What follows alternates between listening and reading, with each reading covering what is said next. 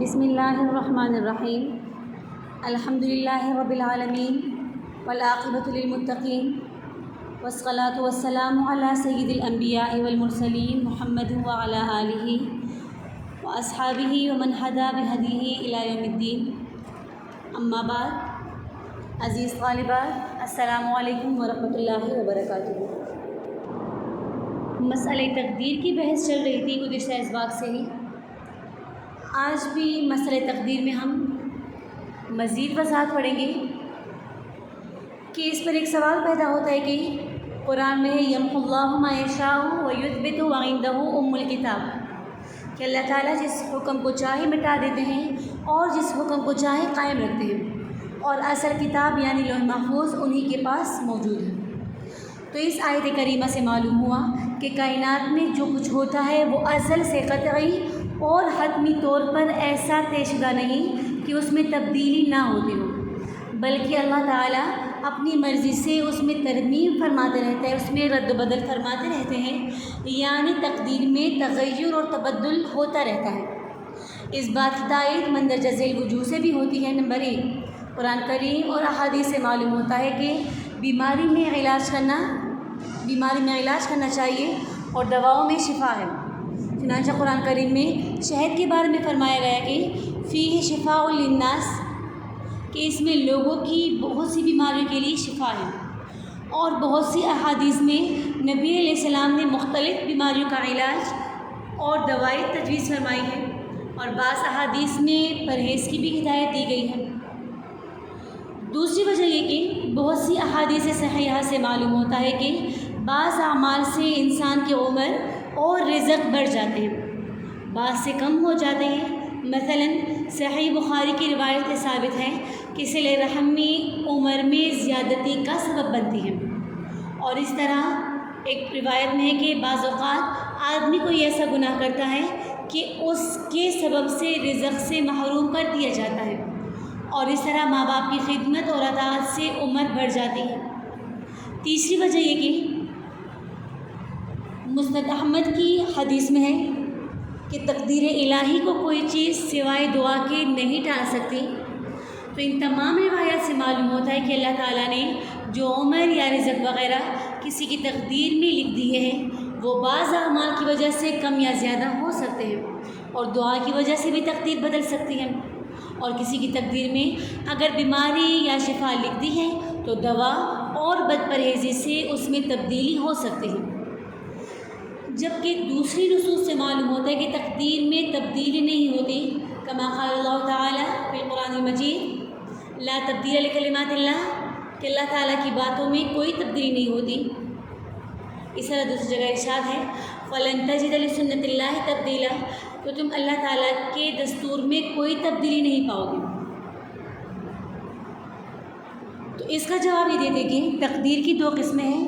تقدیر معلق اور دوسری ہے تقدیر مبرم۔ تقدیر معلق کا مطلب یہ ہے کہ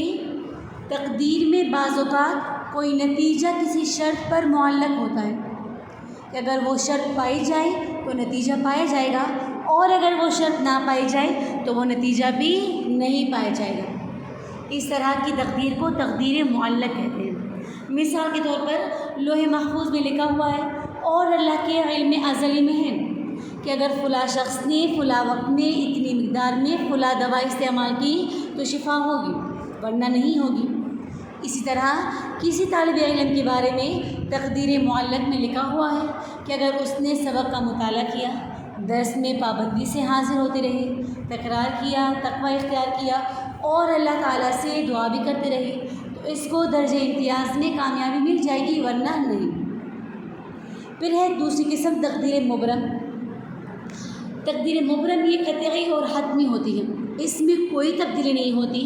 اس میں آخری نتیجہ لکھا ہوا ہوتا ہے۔ مثال کے طور پر کسی شخص کی تقدیر مبرم میں لکھا ہوا ہے کہ فلاں کو اس دوا سے شفا ہوگی، اور دوسرے شخص کی تقدیر مبرم میں لکھا ہوا ہے اس سے اس دوا سے شفا نہیں ہوگی۔ اب سمجھے کہ تقدیر معلق میں لکھا ہوا تھا کہ اگر فلاں شخص فلاں دوا فلاں وقت میں اتنی مقدار میں استعمال کرے گا تو شفا ملے گی، ورنہ نہیں۔ یا طالب علم کے متعلق لکھا تھا کہ اگر وہ درس، مطالعہ اور تکرار کی کی پابندی کرے گی اور تقوی اور دعا بھی اختیار کرے گی تو اس کو درجہ امتیاز میں کامیابی ملے گی، ورنہ نہیں۔ مگر اللہ تعالیٰ چونکہ علام الغیوب ہے،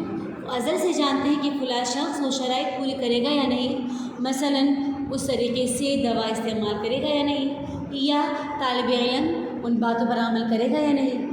اس کا جو نتیجہ ہونا تھا اللہ تعالیٰ نے اس کو بھی لکھ رکھا تھا، اس کو تقدیر مبرم کہتے ہیں، اس میں کوئی تبدیلی نہیں ہوئی۔ تو حاصل کلام یہی ہوا کہ وہ تمام نصوص جن سے معلوم ہوتا ہے کہ تقدیر میں تغیر اور تبدل ہوتا ہے، اس سے مراد تقدیر معلق ہے، اور جن نصوص سے معلوم ہوتا ہے کہ تقدیر میں کوئی تغیر نہیں ہوتا، اس سے مراد تقدیر مبرم ہے۔ چنانچہ سورہ رعد کی جو مذکورہ آیت ہے، جو اشکال میں آیت پیش کی گئی کہ یمحو اللہ ما یشاء ویثبت، اس کا تعلق تقدیر معلق سے ہے، یعنی مٹانا اور باقی رکھنا تقدیر معلق میں ہوتا ہے۔ لیکن اسی آیت کے آخری جملے وَعِندَهُ ام الکتاب، اصل کتاب یعنی وہ لوح محفوظ جس میں کوئی تغیر و تبدل نہیں ہو سکتا، اس نے بتلا دیا کہ اس تقدیر معلق کے اوپر ایک تقدیر مبرم ہے جو ام الکتاب میں لکھی ہوئی اللہ کے پاس ہے۔ اس میں وہ نتائج لکھے ہوئے ہیں جو شرائط اعمال یا دعا یا علاج اور پرہیز کے بعد آخری نتیجے کے طور پر ہوتے ہیں، اس لیے وہ اس بات اور کمی بیشی سے بالکل بری ہے۔ تو مسئلہ تقدیر کا آسان خلاصہ یہ کہ مسئلہ تقدیر کا خلاصہ 3 باتوں میں ہے، یا 3 باتیں ہیں اور تینوں باتیں بالکل واضح ہیں، تو اگر ان کو یاد رکھا جائے تو پورا مسئلہ آسان ہو جاتا ہے۔ اور 3 باتیں یہ ہے کہ پہلی بات یہ کہ انسان اپنے اعمال اور افعال اور تمام حرکات میں مکمل طور پر مجبور نہیں، کیونکہ اگر بالکل مجبور مانا جائے تو لازم آئے گا کہ انسان اپنے افعال کو انجام دینے میں اپنے اعضاء کو جو حرکت دیتا ہے اس حرکت میں اور جمادات یعنی پتھروں وغیرہ میں اس کی حرکت میں کوئی فرق نہ ہو۔ اسی طرح راشا کے مریض کے ہاتھ کی حرکت اور تندرست ہاتھ کی حرکت میں کوئی فرق نہ ہو، حالانکہ پہلی حرکت غیر اختیاری اور دوسری حرکت اختیاری ہے، اور دونوں حرکتوں میں فرق اتنا واضح ہے کہ کوئی عقل و شعور والا انسان اس کا انکار نہیں کر سکتا۔ پھر ہے دوسری بات کہ انسان اپنے افعال اور اعمال اور حرکات میں قادر مطلق بھی نہیں، کیونکہ اگر قادر مطلق ہوتا تو اپنی کسی خواہش اور ارادے میں ناکام نہ ہوتا، حالانکہ وہ کتنی ہی خواہشات اور ارادوں کو پوری کوشش کے باوجود عمل لانے میں ناکام ہو جاتا ہے۔ معلوم ہوا کہ وہ اپنے اعمال اور افعال میں مکمل طور پر قادر بھی نہیں، اور اپنے افعال اور اعمال کا خالق بھی نہیں، بلکہ اسے تو ابھی تک یہ بھی پوری طرح معلوم نہیں کہ اس کے کون کون سے فعل میں اس کے بدن کے کون کون سے اجزاء، کون کون سے مادے اور کون کون سی باطنی قوتیں حصہ لیتی ہیں، اور فعل کے وجود میں آنے میں اس کا کتنا حصہ ہے۔ لہذا یہ بات بھی تقریباً بدیہی طور پر واضح ہے کہ انسان اپنے افعال و اعمال میں پوری طرح قادر نہیں، اور نہ اپنے افعال اور اعمال کا خالق ہے۔ تو جب مذکورہ بالا دونوں باتیں واضح طور پر ثابت ہے، یعنی کہ انسان اپنے افعال اور اعمال میں نامکمل طور پر مجبور ہے، نامکمل طور پر قادر، تو یہ نتیجہ خود بخود نکل آتا ہے کہ انسان اپنے افعال میں ایک حد تک تو مجبور اور ایک حد تک با اختیار ہے، یعنی انسان کو اپنے افعال اور اعمال کے کرنے اور نہ کرنے میں کسی نہ کسی درجے کا اختیار ضرور حاصل ہے۔ پھر ہے تیسری بات یہ کہ جو خفیف سی قدرت اور اختیار انسان کو حاصل ہے اسے قرآن اور سنت کی اصطلاح میں کسب کہا جاتا ہے، لیکن اس کسب کی حقیقت اور مقدار کیا ہے یہ اللہ تعالیٰ کا ایک راز ہے جو قرآن و سنت میں نہیں بتائے گئے، اور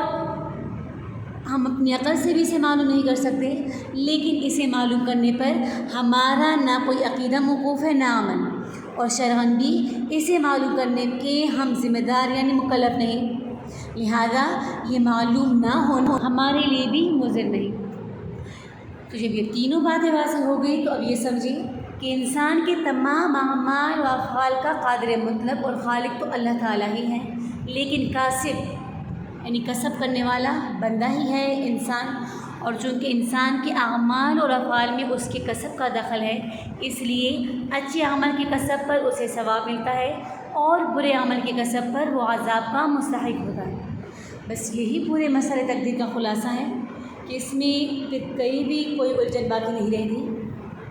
اور اگر کوئی الجھن باقی رہ بھی جائے کسی کو تو وہ صرف اس وجہ سے ہوتی ہے کہ وہ کسب کی حقیقت جاننا چاہتا ہے۔ تو جب یہ واضح ہو گیا کہ کسب کی حقیقت ہمیں معلوم نہیں ہو سکتی تو اس الجھن کا بھی خاتمہ ہو گیا۔